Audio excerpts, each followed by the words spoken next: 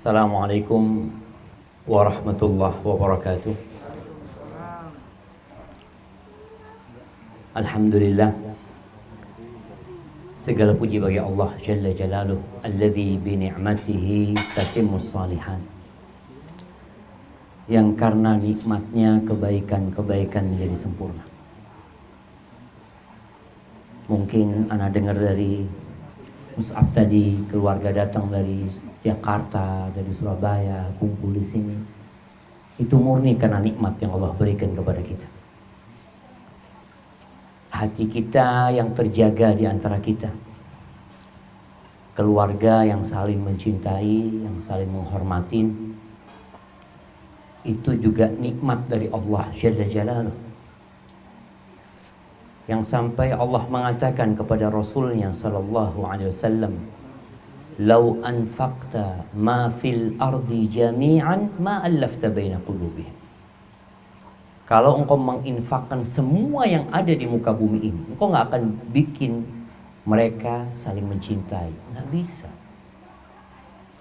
Walakinnallaha allafa bainahum. Tapi Allah yang menjadikan hati itu jadi lembut satu sama lain. Maka banyak-banyak bersyukur kepada Allah. Di penghujung setiap sholat sebelum salam, usahakan kita membaca doa yang diajarkan Nabi SAW kepada Mu'adz bin Jabal. Allahumma a'inni ala dzikrika wa syukrika wa husni ibadatik. Ya Allah, bantulah aku untuk senantiasa mengingatmu. Kita tuh sering mengingat Allah di masjid, tapi kalau sudah keluar masjid nggak ingat sama Allah SWT. Padahal Allah nyuruh kita banyak ingat Allah kalau keluar masjid. Sampai kata Allah Azza wa Jalla, "Fa'idha qudiyatis shalah fantashiru fil ardh." Kalau selesai sholat, udah kalian bertebarlah di muka bumi ini. Habis sholat Jumat tuh udah keluar sudah. Wabtaghu min fadlillah, cari rizki, cari karunia Allah. Wadhkurullaha katsiran. Banyaklah mengingat Allah. Jadi keluar masjid itu kita harus lebih banyak mengingat Allah. La'allakum tuflihun, agar kalian sukses, beruntung dalam kehidupan ini. Kita minta agar dibantu mengingat Allah, mensyukuri nikmat yang Allah berikan. Manusia ini, kata Allah Jalla Jalaluhu, innal insana khuliqa halu'a. Manusia itu makhluk diciptakan penuh dengan keluh kesah. Ndak ono syukuri. Itu tabiat manusia. Idza massahu syarru jazua. Kalau dapat musibah, dapat perkara yang tidak mengenakan, dia putus asa, marah-marah dia sama Allah. Kok aku dikasih kayak gini? Kenapa? Apa yang aku kerjakan? Subhanallah. Ketika para sahabat Nabi kalah di perang Uhud, mereka mengatakan, "Anna hada?" Kok bisa kita kalah? Kata dia. Ini ada sahabat Nabi. Afwan, ada Nabi Muhammad SAW. Ada Abu Bakar, ada Umar, ada Uthman, ada Ali, ada penghuni surga. Kalah mereka. Muncul ungkapan dari sebagian mereka, "Anna hada?" Kok bisa kita kalah? Apa kata Allah? "Qul huwa min 'indi anfusikum." Ingat, itu dari kalian sendiri. Kalian penyebabnya. Manusia itu tadi kalau dapat musibah akhirnya merasa marah-marah, nggak sabaran. Wa idza massahul khairu manu'a. Kalau dapat rezeki bakhil, pelit dia. Ini manusia-manusia yang perlu diperbaiki. Illal musalli, kecuali orang yang rajin sholat, ya. Orang yang rajin sedekah, orang yang yakin dengan kehidupan akhirat, dia akan bersyukur kepada Allah atas nikmat-nikmat yang Allah berikan. Pernah Ibrahim ibn Adham, dia bertanya kepada muridnya Syaqiq al-Balkhi. Kata Ibrahim, "Akhbirni amma anta alaih." Coba kasih tahu aku bagaimana engkau menghadapi kehidupan ini. Kata sang murid, "Amma ana," kalau aku, kata dia, "idza ruziqtu akaltu." Aku kalau dapat rizik, aku yukul, aku makan. Wa idza muni'tu sabartu. Kalau aku nggak dapat rizik, ya sabar. Mungkin sebagian orang berpandangan sikap ini bagus. Dapat rizik diukul, nggak dapat, ya sabar. Apa kata gurunya? Hakadha ta'malu kilabu balkhin 'indana. Kata sang guru, anjing-anjing di kampungku di Balakh itu kayak gitu. Lemparin daging, yukul dia. Nggak dilemparin, diam. Itu anjing-anjing di tempatku kayak gitu sikap. Ini murid seakan-akan ditampar sama gurunya. Kok disamakan sama kaleb ini, sama anjing. Terus sang murid tanya sama gurunya, kalau engkau gimana? Kata dia, amma ana idza ruziqtu athartu. Aku kalau dapat rezeki, aku berbagi. Aku lihat orang-orang yang lebih membutuhkan, aku kasih sama dia. Wa idza muni'tu syakartu. Tapi kalau aku nggak dapat rezeki, aku bersyukur sama Allah. Kok bisa orang nggak dapat rezeki bersyukur sama Allah? Karena nikmat Allah itu bukan cuma fulus. Nikmat Allah itu banyak sekali jamaah.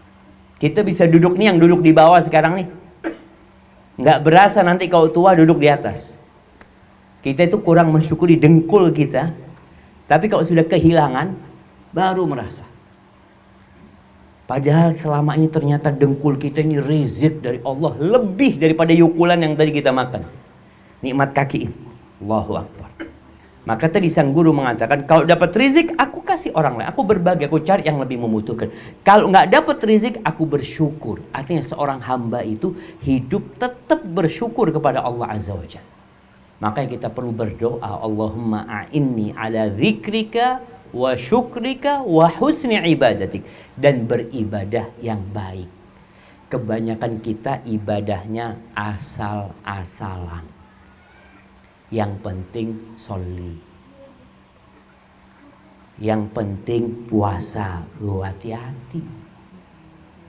Ada orang beramal capek masuk neraka. Kenapa? Karena ibadahnya asal-asalan. Allah ketika mengatakan hal ataka hadithul ghasyiyah. Apakah sudah datang berita kepadamu tentang kiamat? Wujuhu yawma idzin khashi'ah. Wajah mereka, orang-orang yang masuk neraka ini, penuh dengan kelesuan, kehinaan. Amilatun nasibah. Bekerja, beramal, capek. Sepanjang hidupnya dia beramal, tapi masuk mana? Tasla naron hamiyah. Masuk ke neraka. Na'udzubillah min dzalik. Kalau ternyata kita capek sampai tua renta beramal, masuk neraka. Kenapa? Karena ibadahnya nggak baik. Harus ibadah yang baik. Ibadah yang baik itu syaratnya yang pertama, ikhlas. Yang kedua, sesuai dengan aturan Nabi Muhammad sallallahu alaihi wasallam. Allahumma salli wa sallim ala sayyidina wa maulana Muhammadin wa ala alihi wa ashabihi ajma'in. Amma ba'd. Yang pertama saya ucapkan taqabbalallahu minna wa minkum. Semoga Allah menerima dari kami dan dari kalian semuanya, dari antum semua di sini. Minal aidin wal faizin, yang artinya bukan mohon maaf lahir dan batin. Harapan anak jamaah ini tahu bahwa minal aidin wal faizin itu artinya bukan mohon maaf lahir dan batin. Itu doa. Minal aidin, doa supaya engkau menjadi orang-orang yang kembali kepada Allah SWT, atau kembali berbuka dari Idul Fitr. Wal faizin dari fauz. Semoga termasuk orang-orang yang sukses. Jadi setelah berpuasa sebulan penuh, didoakan semoga diterima amalannya. Haibati fillah, karena kita selesai Ramadan. Sebagian mungkin merasa diterima Ramadan. Belum tentu diterima. Oleh karena itu kalau kita lihat ya, kita ini perlu membaca sejarah. Karena dalam sejarah itu ada majdul Islam. Kejayaan Islam itu di sejarah. Kalau sekarang anak-anak muda banyak nonton drakor. Hah? Iya. Masya Allah. Mereka sibuk dengan dana drakor. Ini sejarahnya siapa yang dilihat? Lah sejarahnya dia, wala sejarahnya orang Korea. Kalau kita membaca sejarahnya Korea, mungkin kita dapat manfaat. Bagaimana mereka berjuang, bagaimana mereka membangun negeri mereka, mungkin kita masih dapat manfaat di situ. Tapi yang dibaca ini harat-haratannya orang Korea. Semua cerita bohong, kita sampai nangis-nangis, sudah harim-harim nangis. Kenapa ini? Kenapa nangis? Ada. Apanya nangis? Dibohongin nangis. Na'udzubillah min dzalik. Maka kita perlu membaca sejarah. Bagaimana para salafus soleh 6 bulan sebelum Ramadan doanya itu Allahumma balighna Ramadan. 6 bulan sebelum Ramadan doanya Allah sampaikan kami ke bulan Ramadan. 6 bulan selanjutnya nih di bulan Syawal doa mereka apa? Allahumma taqabbal minna Ramadan. Ya Allah terima dari kami Ramadan kami. Karena belum tentu puasa kita diterima kemarin. Belum tentu sholat tarawih kita diterima. Belum tentu zakat kita diterima. Nabi Ibrahim alaihissalam ketika membangun Ka'bah bersama putranya Ismail, doanya apa? Rabbana taqabbal minna innaka antas sami'ul alim. Ya Allah, terimalah dari kami. Ini Nabi, putranya Nabi yang dibangun Baitullah, doanya ya Allah terima dari kami. Ada ketakutan, ada kekhawatiran tidak diterima. Kita sudah amalnya asal-asalan, merasa diterima. Kita perlu takut. Jangan sampai Ramadan kita, capek kita, hilang kemudian. Maka pada kesempatan kali ini, Ana ingin menjelaskan beberapa amalan yang menyebabkan pahala kita hilang. Supaya kita lebih berhati-hati setelah Ramadan ini. Dalam hadis Abu Hurairah radhiyallahu anhu yang diriwayatkan Imam Muslim, Rasulullah sallallahu alaihi wasallam sebagai seorang murabbi, beliau itu guru yang paling teladan alaihi salatu wassalam. Kita kalau baca tentang Nabi alaihi salatu wassalam bagaimana mendidik para sahabatnya, Allahu Akbar. Beliau pernah bertanya kepada mereka, hal tadruna manil muflis? Kalian tahu nggak siapa orang yang bangkrut? Siapa orang yang bangkrut? Para sahabat menjawab sesuai dengan ilmu mereka. Mereka mengatakan al-muflisu fina man la dirhama lahu wa la mata'. Orang yang bangkrut, orang yang pailit itu kalau di antara kita adalah orang yang nggak punya cash, nggak punya aset. Bangkrut sudah. Jadi uang juga nggak punya, aset juga nggak ada bangkrut. Oh gitu. Lalu Nabi menjelaskan kepada mereka, walakinnal muflisa min ummati. Tapi orang yang bangkrut dari kalangan umatku, man ya'ti yaumal qiyamah. Mereka adalah orang-orang yang datang pada hari kiamat bi salatin wa zakatin wa siyamin. Mereka datang membawa pahala sholat. Ini orang baik. Hubungan dia sama Allah jangan ditanya. Dia sholat, sholatnya ikhlas, khusyuk, karena ada pahalanya. Kalau nggak ikhlas nggak ada pahalanya. Orang ini benar sholatnya. Bawa pahala sodakoh, zakat, sodakoh dia, Masya Allah. Orang baik, suka membantu orang lain. Yang ketiga, puasa. Puasa Ramadan, puasa sunnah. Jadi puasanya itu ada pahalanya. Walakinnahu, tapi yang jadi masalah, dia bawa itu pahala yang banyak pada hari kiamat, tapi dia pernah mencela orang lain. Bahasa sekarang mungkin membuli orang lain. Ya'ti waqad syatama hadza, dia pernah menghina fulan, dia pernah memperolok-olok fulan, dia merendahkan fulan.